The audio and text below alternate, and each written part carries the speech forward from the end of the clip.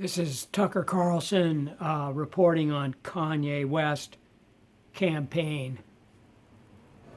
We'll see if we're on the right path. Why did she come back to this country? Exactly. She's not stupid, and she's rich. We'll find out.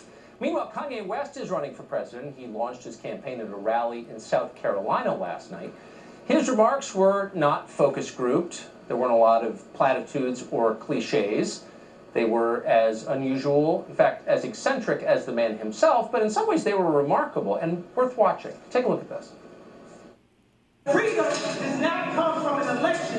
The freedom comes from you not loading up pornography. The freedom comes from you not taking the Percocet. The freedom comes from you not downing your brother and your sister. The freedom comes from you putting that gun down and not shooting people at the gas station. It has nothing to do with this election. It only has to do with God and God's people. Huh. A celebrity musician telling you that freedom does not come from porn or drugs or pulling a gun on people. It comes from God.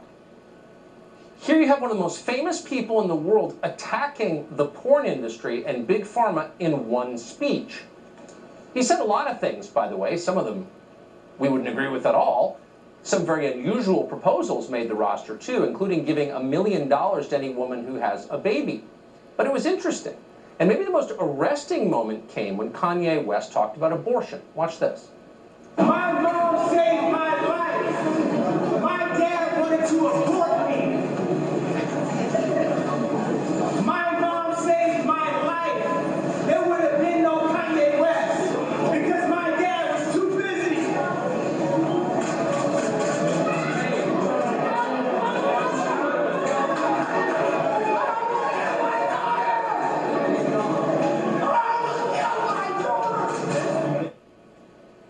Well, there's a moment. That's something you probably haven't seen before because, of course, it's never happened. A Grammy Award-winning musician making an appeal, an emotional appeal, against abortion. But he was just starting. Then he told the crowd about the time he and his wife considered an abortion themselves. She had the pills in her hand. You know these pills where you take the pills, and if you take it, it's a wrap. The baby's gone. And I called my wife, and she said, "We're gonna have this baby." I said, "We're gonna have this child." I know people that are 50 years old that didn't have these children, that didn't have that child, that have never got to experience the level of joy that I experienced having a child. So even if my wife were to divorce me after this speech, she brought North into the world, even when I didn't want to. She stood up and she protected that child. No speechwriter wrote that. And it's a dangerous point if you think about it. They can say they love you. They can tell you your life matters. But if they clutter your neighborhood with abortion clinics, they're lying. That's a real argument. But no one wanted to engage it, of course, and so they called him crazy. And by the way, maybe he is, but it's still a point worth talking about. Instead, TMZ reported that many people in Kanye West's circle believe he needs, quote, serious help, and then cited an anonymous family member who explained that he's experiencing a bipolar episode. And by the way, maybe he is. We don't know, but it doesn't mean what he said is wrong.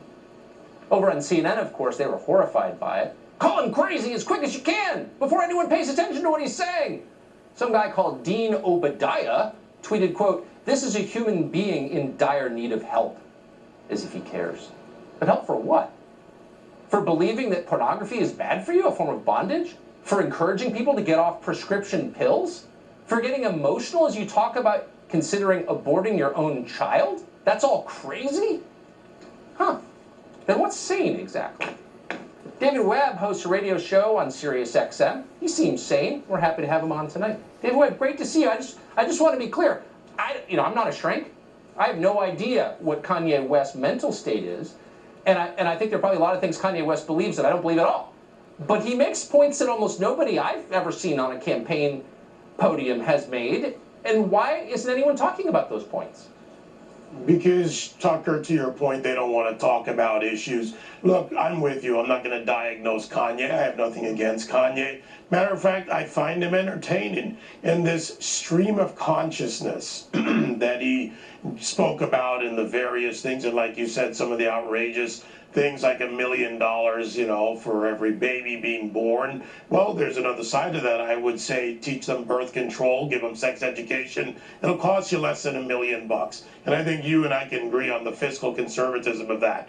But he talks about things that Hollywood hypocrites use as political wedges, as political pawns for ideas, and uses them against the people who dare stand up against them, like Dean Obadiah. First of all, ignore him. Kanye has a right to say what he says, whether we agree with it or not. I think you agree with that. And he has a right to do whatever he wants if he wants to make a public display and a public appeal. I think his words about abortion, his words about not taking drugs, about guns. He's right. Good people with good guns aren't the problem. Bad people with bad guns aren't. But then again, I don't understand why he says we're a nation of white supremacists, which we're not. I think we're just dealing with a stream of consciousness from a public figure, and I think some interesting things could be discussed. I'd love to sit down with them and do that. I think $1 million is, a lot for a child. I did it for free. Most people do. But I do think it's so interesting that here you have a public figure saying that children are the most important thing in life in the world. There's nothing more important than children. And he means it. And he's totally right, of course. And he is immediately dismissed as a mental patient. Has that become that controversial a statement to CNN? Maybe Unfortunately, for some it has. But Tucker, think about it. If we work hard in life to achieve wealth, to achieve station, status, or even if, no matter who you are, you achieve something in life, who do you leave it to? Do you leave statues? Do you leave your belongings? No, you have children. They're your true legacy. Kanye gets this, which, by the way, hallmark of the black community in America was always the legacy of your children doing Amen. Better than you did, coming out of tough times. Think about the importance of children to our society. I wonder, how many poor people at the end of their lives say, I just had too many children? Compare that to the number who don't, for whom that's all that matters. In the end, is there anything else that matters, really? I doubt many poor people at the end say, I just had too many kids. There's just too much love in my family.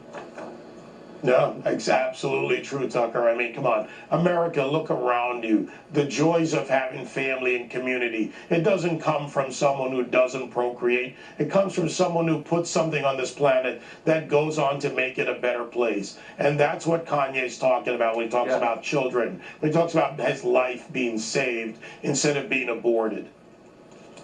I'd be a lot more enthusiastic about voting Republican if some of them talk like that once in a while. David Webb, Well, we just did it. I'm a Republican, so there you go. You've heartened me. Great to see you tonight. Thank you. Great to see you, Tucker. Adam Carolla up next. Kanye West. Okay, thanks for watching. I thought that was very interesting. And I did appreciate the stream of consciousness and honesty of Kanye West. Okay, thank you.